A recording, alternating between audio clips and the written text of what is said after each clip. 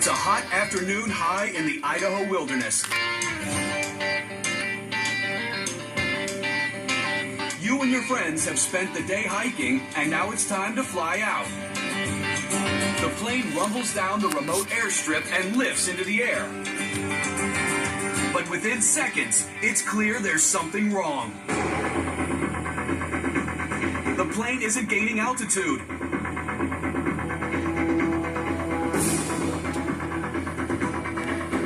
As the treetops come closer and closer to your plane, you must ask yourself a hard question.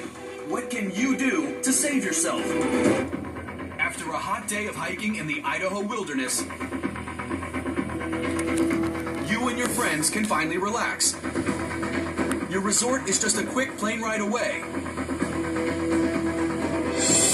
But you soon realize something is wrong. Instead of going up, the plane is going down. It's a phenomenon known as high-density altitude, where the air is too hot and thin to keep an aircraft aloft. You are going to crash, with the treetops at the tips of your propeller. What can you do to help you survive this crash? Should you, A, quickly climb into the back seat to shield yourself from the crash? B, put your head between your legs and brace for impact? Or C, open the side door and cover your head with your arms? You're in a dire situation, but what's the cause? Airplanes move through the air, so 100% of the time that you take an airplane out flying, you're going to deal with the weather. Airplanes fly because of lift. Lift is caused by a change in pressure. Airplanes produce enough lift to counteract the weight of the aircraft and everything that's on board. When the density of the air at your current altitude is less than it should be, we call that high density altitude. An airplane needs air to produce power in the engine. And the less air you have, the less performance the airplane will show. The only thing that can help an airplane when it finds itself in a high density altitude situation is more power. So if there's enough reserve power, then it's possible to overcome the effects of the high density.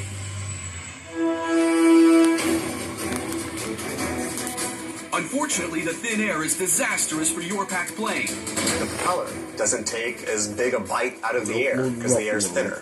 The engine doesn't produce as much power because there's not as much pressure in the cylinders. The wings aren't producing as much lift. Right there, all these density altitude factors were contributing to his airplane having a really long takeoff roll and not really getting into the air. The moment you take that airplane and you overload it with people, payload, fuel, you don't know what it's going to do. Here you are, strapped into a sardine can, heading straight for the trees. You can clearly see that there is rising terrain in the distance. Rather than avoiding the rising terrain, you flew right into rising terrain. Like a bad dream come true, the crash is unavoidable.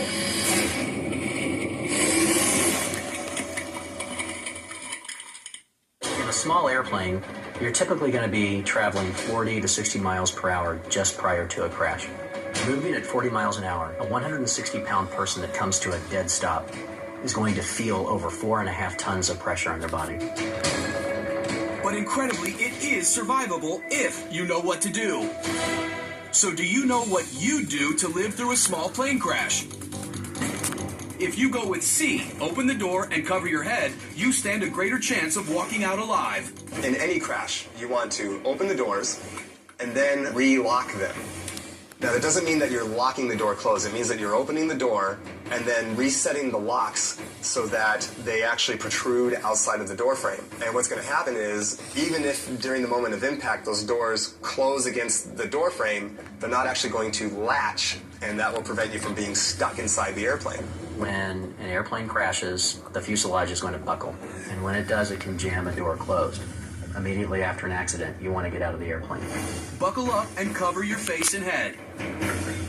38% of fatal injuries in aircraft accidents are head injuries. If you're not flying the airplane, covering your head clearly is the best thing that you can do outside of making sure your seatbelt's on. On commercial aircraft, you're told to put your head in between your legs and brace for impact.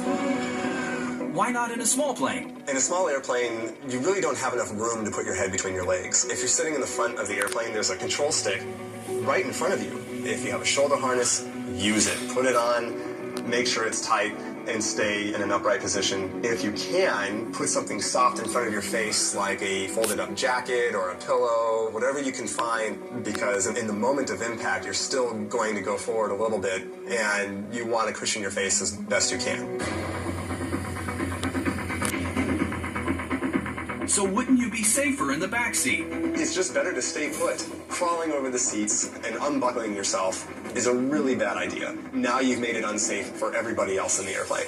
Just because you made it through the crash doesn't mean you're out of the woods yet.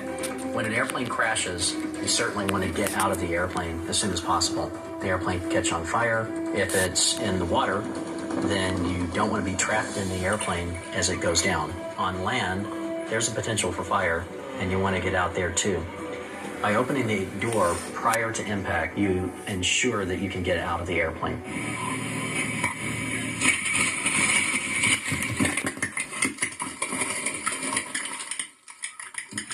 For these men in the Idaho wilderness, the crash was frightening and painful.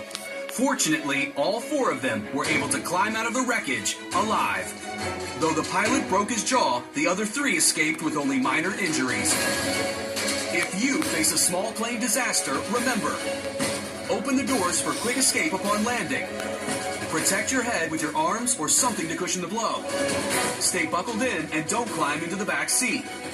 The most important advice, however, might be the hardest to obey. Always remain calm. Don't panic. You don't want to throw your hands over your head and go, oh my God, we're all gonna die! You don't want to do anything like that. All right, we're gonna land field right here.